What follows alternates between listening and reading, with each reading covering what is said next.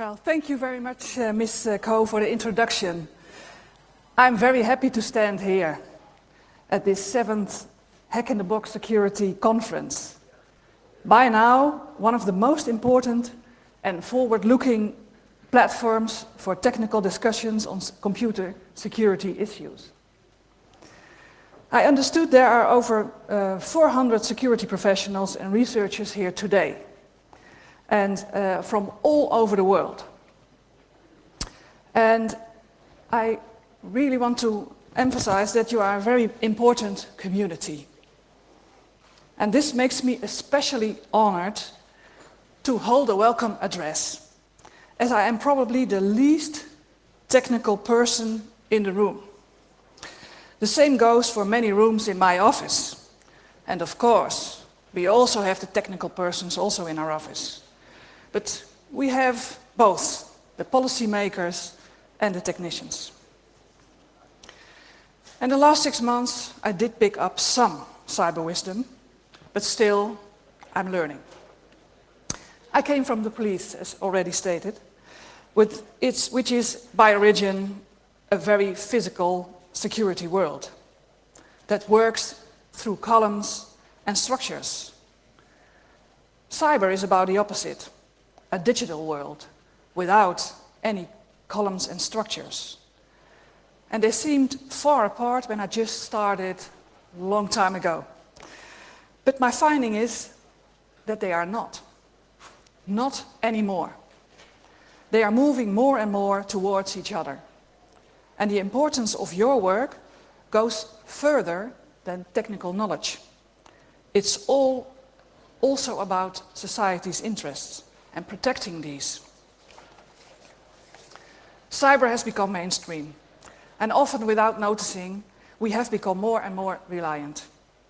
Our homes and cars are built on it. Our businesses depend on it. Our nation's infrastructure runs on it. 60% of the Dutch shops online and 80% uses online services to do their banking, pay their taxes and organize mortgages. 94% of our households have a computer connected to the internet. 1 in every 4 euros we earned in the last 10 years, we owe to ICT. And we live our lives through our mobiles. We communicate with our friends through WhatsApp, Twitter and Facebook. And drones are the new photo cameras. We rent our homes through Airbnb, we order taxis through Uber, and in some places we already have a digital waiter for our drinks. Of course, for you, all these examples are familiar, and we know it makes our lives easier and processes more efficient.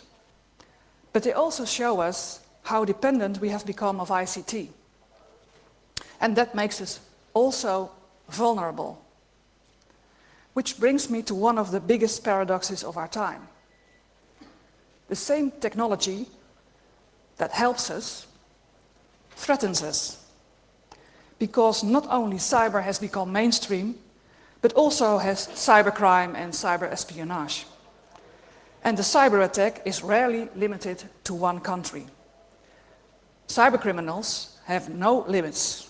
They know no limits. Like the Carbonet gang, cybercriminals who a year ago stole approximately $1 billion from hundreds of banks all over the world.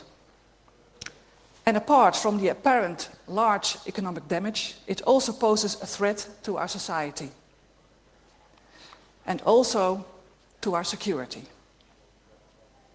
Because many of you and our critical infrastructure, railroad, airports, telecom, energy, etc., runs on ICT systems that often are closely connected. In most cases, there's not anymore an analog alternative.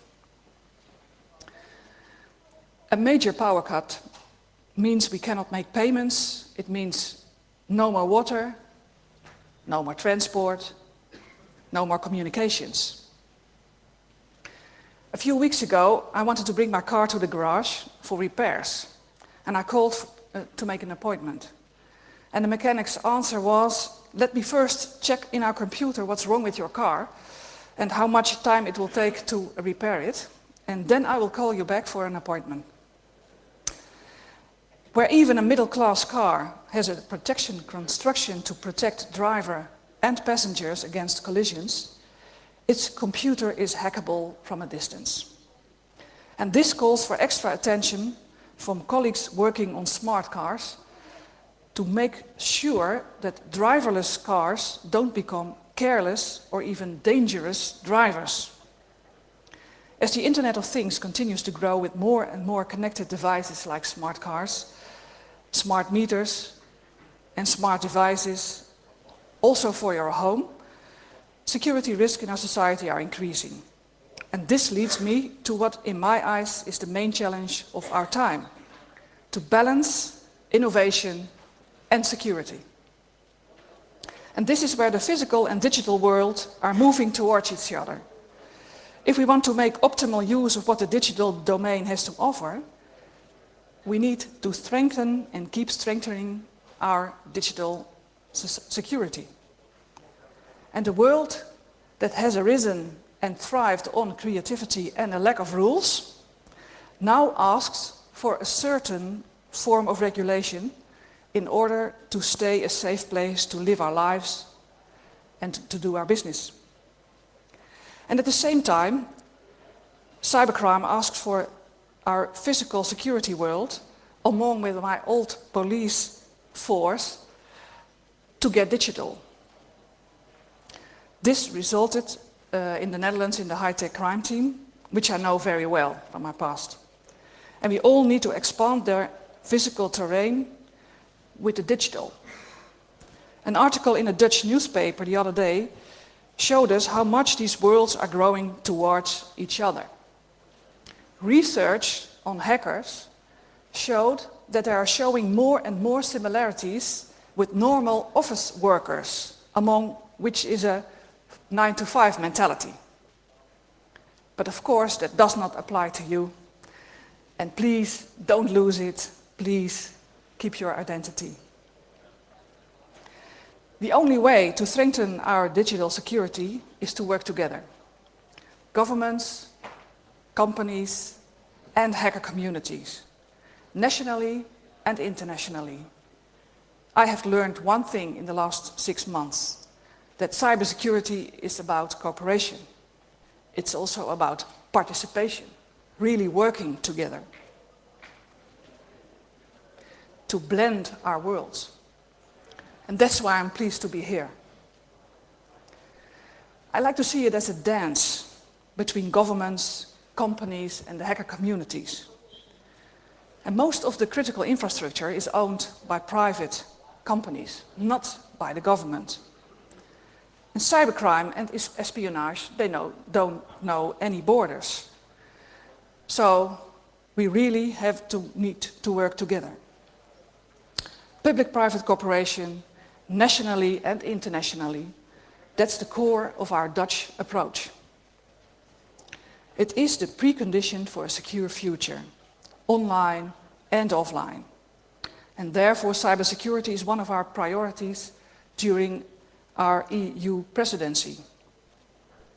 And we are all doing the utmost to successfully complete the Network and Information Security Directive, the NIS directive, on security requirements and breach notification for critical infrastructure.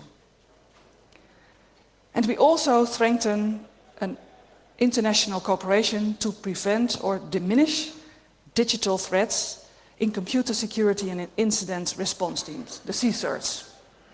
It helps us to detect and respond to cyber incidents more effectively. And this way, the NIS directive helps us to increase digital security in Europe.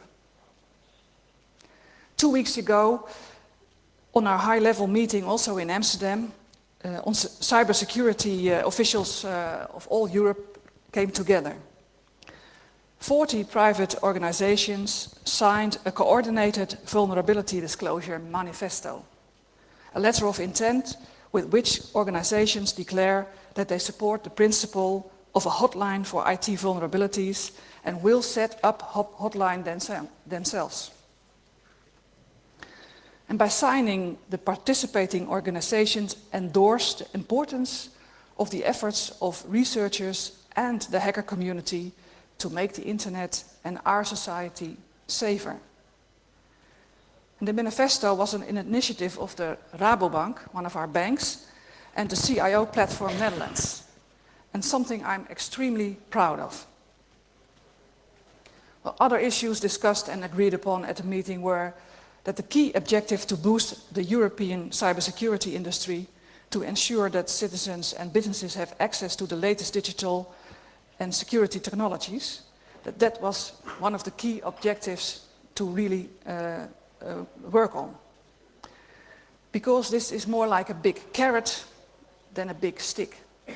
Because I think we don't need more regulations than is strictly necessary.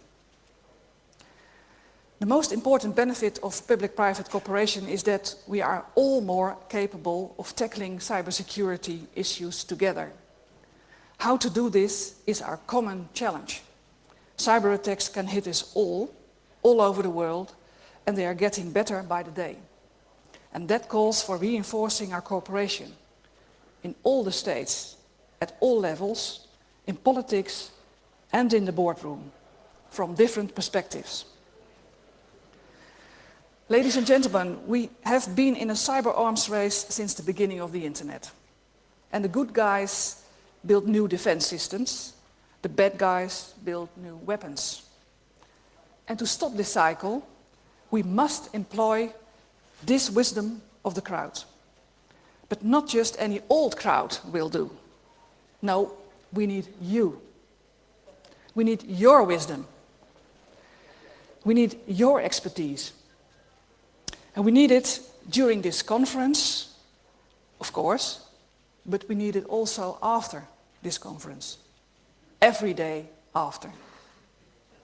And this is why I'm so happy to see that all of you are here and investing the last few days, and today and tomorrow, in technical trainings to expand your wisdom. And don't forget the very important capture of the flag competition, of course. As I can see, some of you might still be tired of the competition, needing the coffee, and that is great news. Because those competitions, they help us all to improve our skills and to stay trained in a digital way. And I hope you will keep expressing yourselves as ambassadors for cybersecurity in your daily routine with the wisdom of this conference. Ladies and gentlemen, cyber has become mainstream, and so has cybercrime. Let's make sure that cybersecurity becomes mainstream as well. Let's do our bit to protect the physical and the digital world, the world we all love so much.